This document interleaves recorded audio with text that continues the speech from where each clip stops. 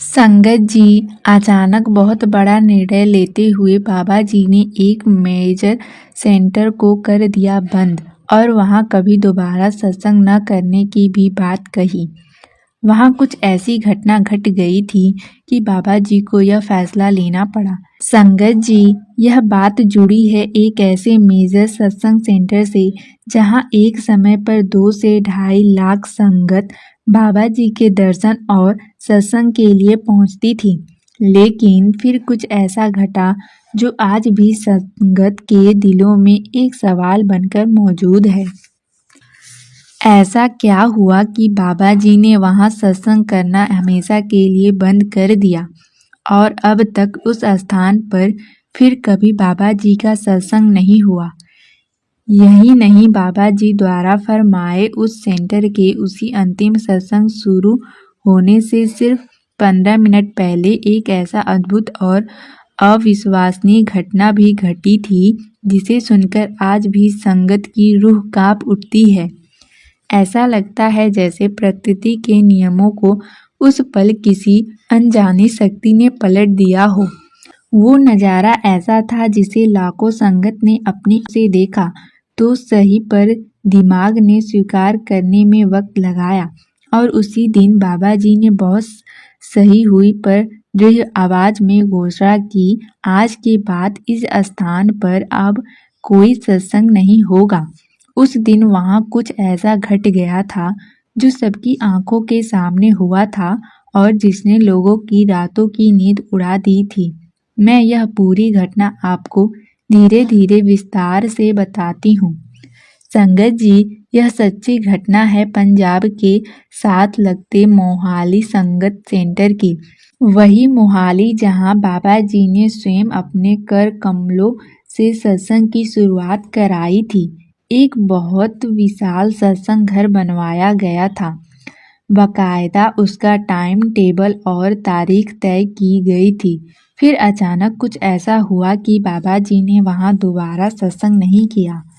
संगत जी, जिस वाक्य की चर्चा हम आज कर रहे हैं वह कोई साधारण घटना नहीं थी।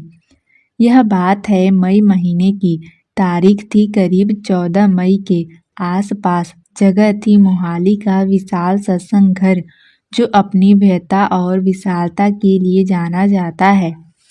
वहाँ का शेड इतना बड़ा है कि एक साथ करीब 2 लाख लोग आराम से बैठ सकते। लेकिन उस दिन जो घटा वो किसी कल्पना से कम नहीं था। उस दिन आमतौर पर मालिक की कृपा अंदर ही अंदर महसूस होती है, लेकिन उस दिन जैसे सारी सीमाएं टूट गई हों, मानो मालिक की दया खुद पर से पर्दा हटाकर सामने आ गई हो। ऐसा दृश्य, ऐसी दया जो हम हजारों नहीं लाखों की आंखों ने खुली आंखों ने देखी हो। आइए जानते हैं कि बाबा जी ने इस सेंटर पर सत्संग क्यों बंद किया था। और फिर आप जानेंगे कि उस दिन सत्संग से ठीक 15 मिनट पहले कौन सी घटना घटी थी जिसने लाखों लोगों के होश उड़ा दिए थे। और यह घटना अखबारों के पन्नों पर भी छपी थी। और हो सकता है वह परिवार भी सुन रहा हो जिनके साथ मोहाली में यह घटना घटी थी। उस दिन जब बाबा जी का सत्संग रखा गया तो संगत की भीड़ इतनी ज़्यादा उमड़ पड़ी कि अंबाला और दिल्ली साइड जाने वाले सारे रास्ते जाम से भर गए।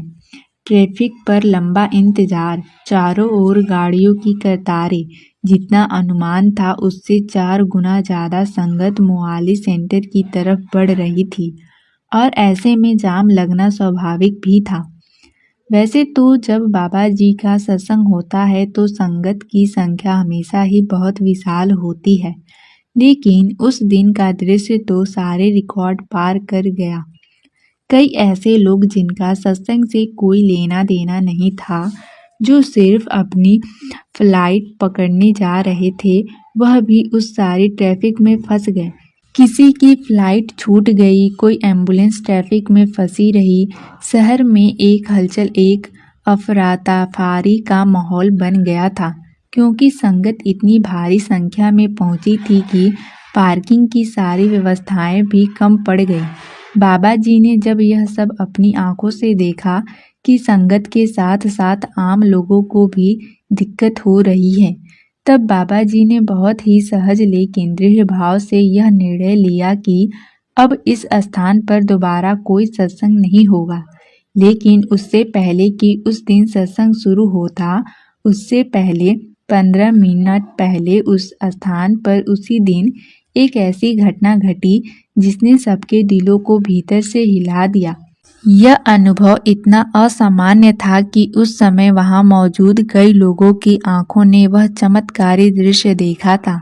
संगत जी जिसके साथ उस दिन मोहाली सेंटर में वह अविश्वसनीय घटना घटी थी, एक ऐसा अनुभव जिसने उनके जीवन की दिशा ही बदल दी। उस परिवार का बाबा जी में विश्वास बेहद गहरा था। उनके घर में एक छोटा सा बच्चा था। उम्र रही होगी करीब 3 साल। बच्चे को किसी गंभीर बीमारी की वजह से पीजीआई में भर्ती करवाया गया था। डॉक्टर्स अपनी तरफ से पूरी कोशिश कर रहे थे, लेकिन शायद किस्मत को कुछ और ही मंजूर था और अस्पताल में ही उस मासूम की मृत्यु हो गई।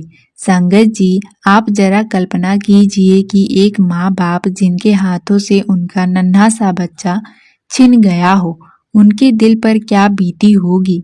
मगर इस बच्चे के माता पिता अलग थे। उन्होंने न कोई सवाल किया, न कोई शिकवा। सिर झुकाकर बस यही कहा, जैसी मालिक की रजा हमें कबूल है। दर्द में डूबे थे, लेकिन उनके भीतर आस्था का दीपक बुझा नहीं था।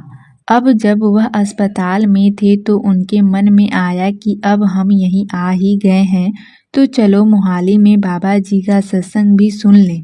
जो होना था वो तो हो चुका, लेकिन बाबा जी के दर्शन और सत्संग से शायद दिल को कुछ सुकून, कुछ शांति मिल जाए। यही सोचकर उन्होंने अपने मृत बच्चे के पार्थिव शरीर को कार में रखकर सत्संग स्थल की ओर रुक गए। उन्होंने बच्चे की देह को पूरे आदर और श्रद्धा से कार में रखा और खुद सत्संग पंडाल की ओर बढ़ गए। उस वक्त सत्संग शुरू होने में थोड़ा वक्त था तो दोनों पति पत्नी कैंटीन की तरफ चाय पीने चले गए, जैसा कि सत्संग से पहले अक्सर होता है। कभी कभी कोई ज़रूरी अनाउंसमेंट होती है तो उस दिन पंडाल में एक अनाउंसमेंट होती है। गाड़ी नंबर बताते हुए पार्किंग में खड़ी है, उसमें एक छोटा बच्चा अकेला रो रहा है। कृपा माता पिता तुरंत पहुँचें।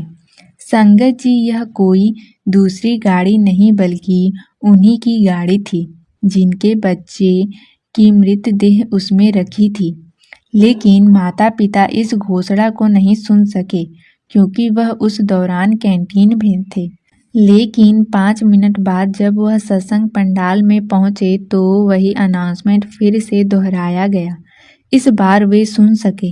इस बार अनाउंसमेंट में कहा गया था कि अगर 5 मिनट में गाड़ी तक बच्चे के माँ बाप नहीं पहुँचे तो मजबूरन हमें गाड़ी की शीशे तोड़कर बच्चे को बाहर निकालना होगा।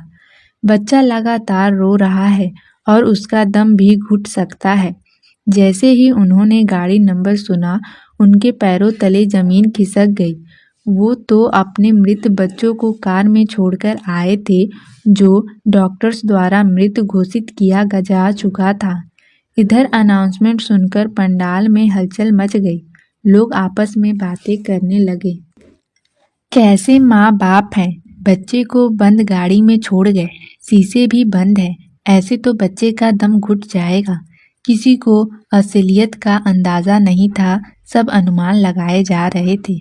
कोई निंदा कर रहा था तो कोई आलोचना, लेकिन मालिक का खेल कोई कहाँ समझ पाया। जैसे ही 5 मिनट पूरे हुए और कोई नहीं पहुंचा, सेवादारों ने गाड़ी का शीशा तोड़ा और जैसे ही उन्होंने बच्चे को गोद में उठाया, वह बच्चा जीवित था और रो रहा था और सेवादार की गोद में आकर चुप हो गया। संगत जी, वही बच्चा जो कुछ देर पहले मृत था। उधर जब माता पिता को अनाउंसमेंट की सच्चाई समझ आई तो वे भीड़ को चीरते हुए दौड़ पड़े, लेकिन भीड़ ऐसी थी कि उन्हें वहां पहुंचने में 10 मिनट लग गए। और जब पहुंचे तो देखा जिसे वह मृत मान चुके थे वही बच्चा अब सेवादारों की गोद में मुस्कुरा रहा था। माँ बाप ने रोते हुए अपने बच्चे को गले से लगा लिया। जब उन्होंने सेवादारों को पूरी बात बताई तो सेवादार भी हैरान रह गए। वहां मौजूद सेक्रेटरी साहब, जिम्मेदार मेंबर और तमाम संगत कुछ देर तक कुछ बोल ही नहीं सके।